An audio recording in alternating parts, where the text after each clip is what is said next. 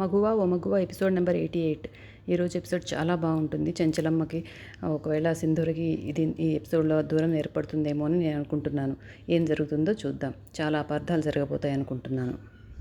చంటి సింధూర అలా ట్రక్లో వెళ్తూ ఒక దాబా దగ్గర ట్రక్ ఆగుతుంది. అప్పుడు దిగుతారనమాట.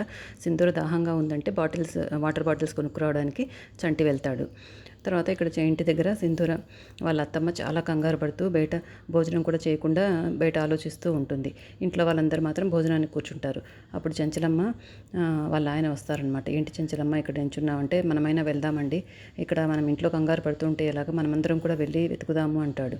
అంతలో చాముండి వస్తుంది. వాళ్ళందరూ చాముండిని పంపిస్తారనమాట. నువ్వు మీ అత్తకు దగ్గరైనట్టుంటుంది అనేసి, వెళ్ళి పిలుచుకురా భోజనానికి అనేసి. చాముండి వచ్చి భోజనానికి వెళ్దాం రండత్తయ్య అంటుంది. సరే అని లోపలికి వెళ్ళి, మీ అందరికీ బుద్ధి ఉందా, మీకు అసలు ఇంట్లో ఆడపిల్ల కనపడకుండా పోతే మీకు ఎలా అన్నం సహిస్తోంది, ఎలా అన్నానికి కూర్చున్నారు అని తిట్టేసి, మేము వెతకడానికి వెళ్తున్నామని చెన్నకేశవులు గారు చెంచలమ్మ కూడా బయలుదేరుతారు బసబాబని వాళ్ళందరినీ తీసుకొని. తర్వాత చంటి వాటర్ బాటిల్స్, 2 బిస్కెట్ ప్యాకెట్స్ ఇలా కొంటూ ఉండగా ఆ రౌడీలు బైక్లో వచ్చి ఫాలో అయ్యి అక్కడ దాబా దగ్గర వాళ్ళు కూడా ఆగుతారనమాట. అప్పుడు సింధూర రోడ్డు మీద ఒంటరిగా నిలిచి ఉండడం చూస్తారు. వెంటనే ఆమెని అప్పుడు రవిబాబు కూడా కాల్ చేస్తాడు. వెంటనే దొరికిందా సింధూర అని. ఇప్పుడే దొరికిందండి అనేసి అంటారు. సరే పట్టుకోండి అని చెప్తారు. వాళ్ళు తరుముకుంటారు. సింధూర వాళ్ళని చూసి భయపడి పారిపోతుంది. వాళ్ళు సింధూరని వెంబడిస్తారు ఆ ముగ్గురు రౌడీలు.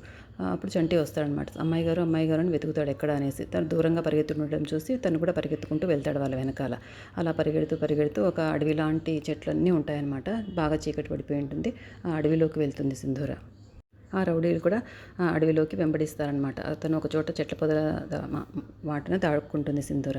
అప్పుడు వాళ్ళు చూసి అటు ఇటు చూసి ఎక్కడ తప్పించుకుంది, మొబ్బు అయిపోయింది, ఇంకా మనకేం కనిపిస్తుందని వాళ్ళు బయటికి వెళ్ళిపోతారు. అప్పుడు భుజం మీద చేయి వేస్తాడు చంటి వచ్చి. అమ్మాయి గారు అరవకండి అనేసి. అమ్మ నరుస్తుంది భయంతో ఎవరు అనుకుని.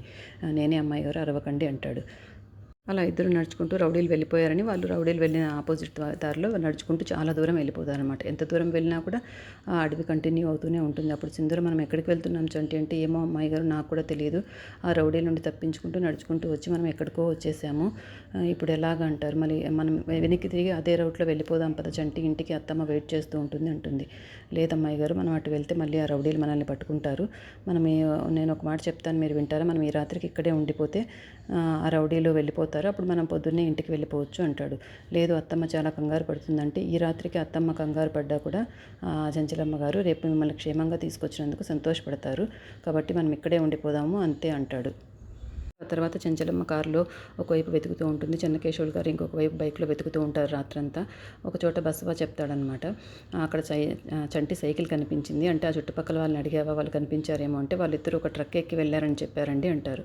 సరే పదండి వెళ్దామని కారు ఎక్కుతుంది చెంచలమ్మ. తర్వాత చక్రం బాబాయ్ ఒంటరిగా కూర్చొని చంటి గురించి బాధపడుతూ ఉంటాడు. వీడు అన్ని విషయాల్లో దూరద్దుర అంటే అన్నిట్లోనూ కల్పించుకుంటాడు. ఇప్పుడు ఇంట్లో వాళ్ళు చంటిని ఎలా అర్థం చేసుకుంటారో ఏమో, వాడి మీద ఎన్ని నిందలు వేస్తారో ఏమో అని చాలా బాధపడుతూ ఉంటాడు. తర్వాత ఆ అడవిలో సింధూర చంటి ఒక చోట కూర్చొని చంటి చలిమంట కాస్తాడనమాట. మబ్బుగా ఉంటుంది కదా, కాస్త వెలుతురు కోసము, ఆ చలి తగ్గడం కోసము మంట ఏర్పాటు చేస్తాడు. అంటే ఇందాక కొన్న బిస్కెట్ ప్యాకెట్స్ని సింధూరకి ఇస్తాడనమాట. 2 బిస్కెట్ ప్యాకెట్ కొన్నాను అమ్మాయి గారు, మీరు కూడా ఒకటి తినండి అని. నాకు వద్దు చంటి, నువ్వే తిను అంటుంది. సరేనే, చంటికి ఆకలి ఎక్కువ కదా, పాపం తినేస్తాడు.